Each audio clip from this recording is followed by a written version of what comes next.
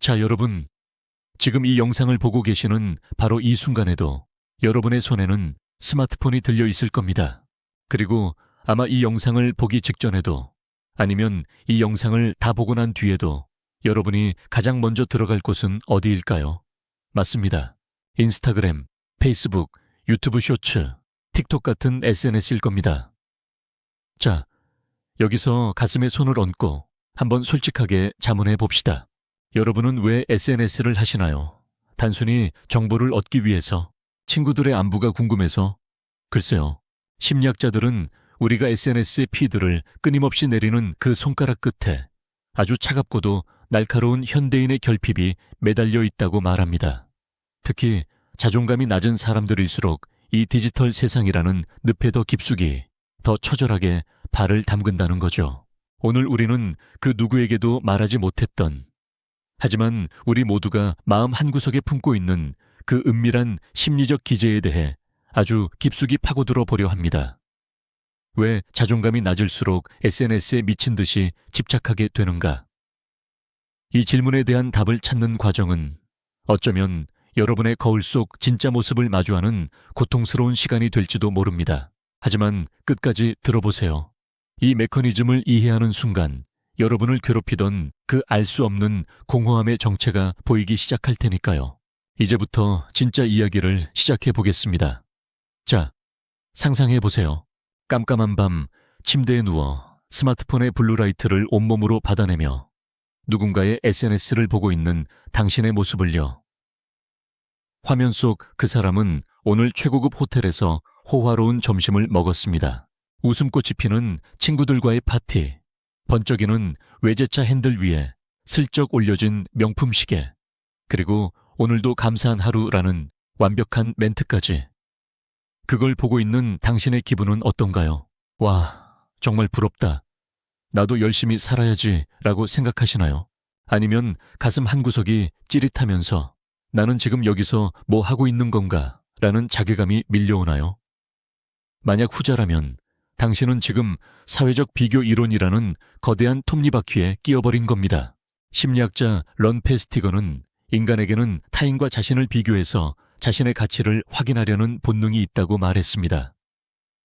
이건 생존을 위한 본능이었죠. 원시시대에는 내가 무리 내에서 어느 정도 위치인지 알아야 살아남을 수 있었으니까요. 그런데 문제는 이 본능이 SNS라는 괴물을 만나면서 완전히 오작동하기 시작했다는 겁니다. 자존감이 낮은 사람들에게 SNS는 일종의 디지털 파놉티콘입니다. 감옥이죠. 그런데 이 감옥은 간수가 가두는 게 아니라 자기 스스로 걸어 들어가는 감옥입니다. 자존감이 낮은 사람들의 특징이 뭔가요? 스스로를 사랑할 힘이 부족하다는 겁니다. 내 안에서 나는 괜찮은 사람이야 라는 확신을 얻지 못하니까 끊임없이 외부에서 그 확신을 수입해 와야 합니다. 그 수입처가 바로 타인의 시선이죠. 그런데 SNS는 어떻습니까? 그곳은 인생의 하이라이트만 모아놓은 편집실입니다. 남들은 가장 화려한 순간을 올리는데 나는 나의 가장 초라한 비하인드 씬, 즉 자다 깨서 부스스한 모습이나 잔고가 비어가는 통장을 보며 그들과 비교를 합니다. 이게 게임이 됩니까? 이건 애초에 질 수밖에 없는 싸움이에요. 스탈린그라드 전투의 그 처참한 지옥도보다 더 잔인한 심리적 학살이 매일 밤 여러분의 스마트폰 액정 위에서 벌어지고 있는 겁니다. 서울로 치면 좁은 개천 수준의 문제를 가지고 마치 한강이 범람한 것처럼 큰 고통을 느끼게 되는 거죠. 정말 어처구니가 없지 않나요? 남의 연출된 행복을 내 실제 불행과 비교하며 스스로를 갉아먹고 있다니 말입니다. 그럼 여기서 이런 의문이 들 겁니다. 아니, 그렇게 괴로우면 안 하면 되잖아요. 왜 자꾸 들어가서 보는 건데요? 자, 이제부터가 본 게임입니다. 여기서 바로 페르소나의 역설이 등장합니다. 자존감이 낮은 사람들은 SNS를 단순히 보는 것에 그치지 않습니다. 그들은 그곳에 자신의 가짜 자아를 구축하기 시작합니다.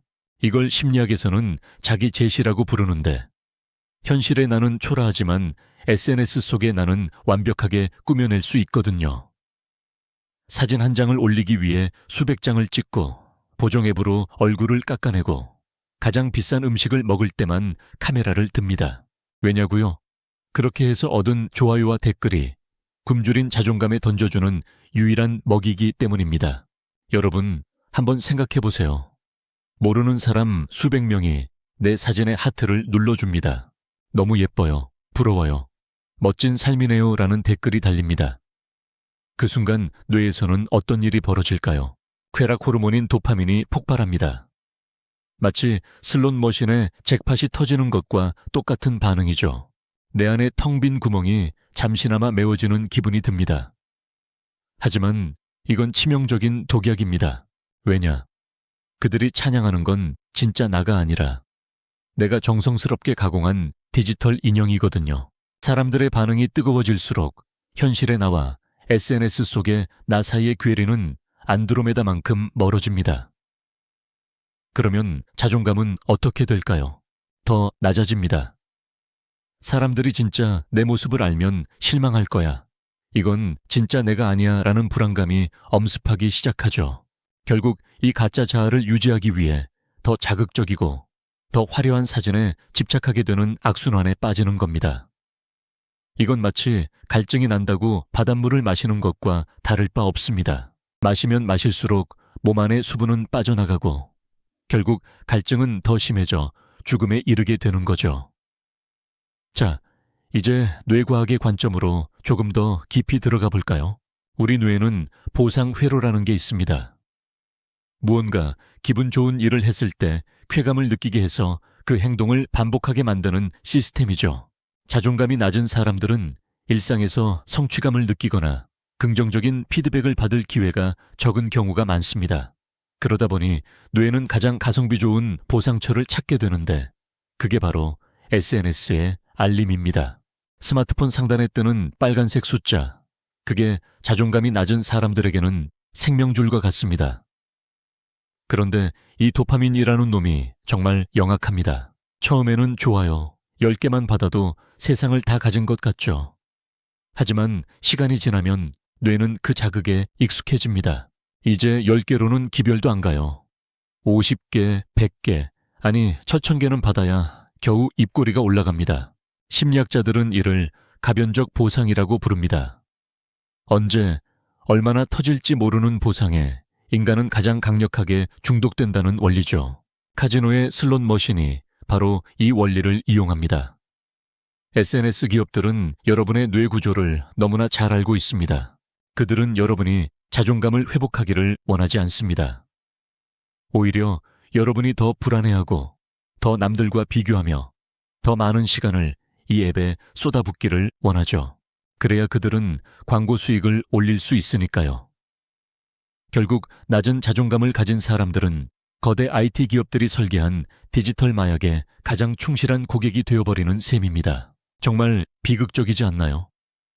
내 소중한 인생의 시간과 감정이 누군가의 돈벌이 수단으로 전락하고 있다는 사실이 말입니다. 여기서 우리가 주목해야 할 또 다른 심리적 기제가 있습니다. 바로 포모 증후군입니다. 나만 소외될지 모른다는 두려움이죠. 자존감이 낮은 사람들은 자신이 집단에서 배제되는 것에 극도로 민감합니다. 내가 지금 SNS를 확인하지 않는 사이에 친구들이 자기들끼리만 재미있는 이야기를 나누면 어쩌지? 나만 유행에 뒤처지면 어쩌지? 이런 공포가 그들을 지배합니다. 그래서 화장실에 갈 때도, 밥을 먹을 때도, 심지어는 누군가와 대화를 나누는 중에도 눈은 끊임없이 스마트폰 화면을 향합니다. 이건 연결에 대한 갈망이 아니라 고립에 대한 공포입니다. 하지만 역설적이게도 SNS에 집착할수록 인간은 더 고독해집니다. 우리가 SNS에서 나누는 대화는 대부분 얕고 파편적입니다. 진정한 감정의 교류보다는 나 이렇게 잘 살고 있어라는 과시와 와, 좋겠다라는 영혼 없는 리액션이 오갈 뿐이죠. 이런 가짜 연결은 우리 마음속의 외로움을 절대 해결해 주지 못합니다. 오히려 군중 속의 고독만 심화시킬 뿐이죠.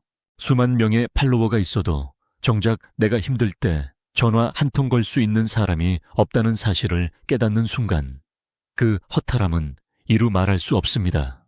여러분, 만약 당신이 지금 SNS의 끝없는 피드 속에서 길을 잃었다면 스스로에게 한번 물어보세요. 나는 지금 누구와 연결되고 싶은 걸까? 아니면 무엇으로부터 도망치고 있는 걸까? 이제 이야기를 좀 더 확장해 보겠습니다. 이 현상은 단순히 개인의 심리 문제를 넘어 우리 사회 전체의 모습이기도 합니다. 우리는 지금 전시의 시대에 살고 있습니다. 내가 누구인지보다 남에게 어떻게 보이는지가 훨씬 중요한 세상이죠. 자존감이 낮은 사람들은 이 사회적 분위기에 가장 취약한 희생양입니다. 그들은 타인의 인정을 얻기 위해 자신의 취향과 가치관까지 SNS의 트렌드에 맞춥니다. 남들이 다 가는 카페에 가야 하고, 남들이 다 사는 물건을 사야 하며, 남들이 다 찍는 구도로 사진을 찍어야 합니다. 그 과정에서 나라는 고유한 존재는 사라지고 오직 평균의 압박에 시달리는 복제된 인간만 남게 됩니다. 여러분, 서울 아파트값이 왜 그렇게 비싼 줄 아시나요? 물론 지리적 요인도 있겠지만 심리학적으로 보면 남들에게 뒤처지지 않겠다는 욕망이 그 가격에 녹아있기 때문입니다. SNS는 그 욕망에 기름을 붓는 역할을 하죠. 누군가의 멋진 아파트 인테리어 사진 한 장이 수천 명의 사람에게 너는 실패했어, 너는 이 정도도 못 가졌잖아 라는 무언의 압박을 가합니다. 자존감이 낮은 사람들은 이 압박을 견디지 못합니다. 그래서 그들은 SNS라는 공간에서라도 승리자가 되고 싶어 합니다. 현실의 자산은 마이너스 일지언정 디지털 세상에서의 이미지만큼은 영앤리치가 되고 싶어 하는 거죠. 이게 바로 최근 사회적 문제가 되고 있는 카푸어나 명품 중독의 이면에 숨겨진 슬픈 진실입니다. 자, 그렇다면 우리는 이 지옥 같은 굴레에서 어떻게 벗어날 수 있을까요? 무작정 SNS 앱을 삭제하면 해결될까요? 물론 도움이 될 순 있겠지만 근본적인 해결책은 아닙니다. 왜냐하면 우리 마음속의 그 구멍은 여전히 그대로니까요. 자존감이 낮은 상태라면 SNS를 끊어도 다른 무언가에 다시 집착하게 될 가능성이 큽니다. 우리가 집중해야 할 것은 디지털 디톡스가 아니라 심리적 재건입니다. 먼저 인정해야 합니다. SNS 속의 모습은 가짜라는 것을요. 그건 마치 영화 세트장과 같습니다. 카메라가 비추는 곳은 화려하지만 그 뒤편에는 지저분한 전선들과 먼지 쌓인 소품들이 널려 있죠. 우리 모두의 삶은 완벽하지 않습니다. 누구나 우울하고 누구나 지루한 일상을 보내며 누구나 열등감을 느낍니다. 화면 속 그 사람도 사실은 당신처럼 불안해하며 댓글 반응을 살피고 있을지도 모릅니다. 이 사실을 직시하는 것만으로도 우리는 타인과 나를 비교하는 그 잔인한 행위를 멈출 수 있는 힘을 얻게 됩니다. 그 다음은 나만의 속도를 찾는 겁니다. 타인의 하이라이트, 레일의 비하인드 씬을 비교하지 마세요. 여러분의 인생은 타인에게 보여주기 위한 전시물이 아닙니다. 여러분 자체가 이미 하나의 목적이고 완성입니다. 자존감이 낮은 사람들에게 가장 필요한 건 타인의 좋아요가 아니라 내가 내게 보내는 괜찮아라는 한마디입니다. 오늘 하루 실수했어도 남들보다 조금 늦어지는 것 같아도 SNS에 올릴 만한 근사한 일이 없었어도 괜찮습니다. 그런 평범하고 투박한 일상들이 모여 진짜 당신을 만드는 거니까요. 자, 여러분. 오늘 우리는 자존감이 낮은 사람들이 왜 SNS에 그토록 집착하는지 그 밑바닥에 깔린 심리적 기제를 함께 들여다봤습니다.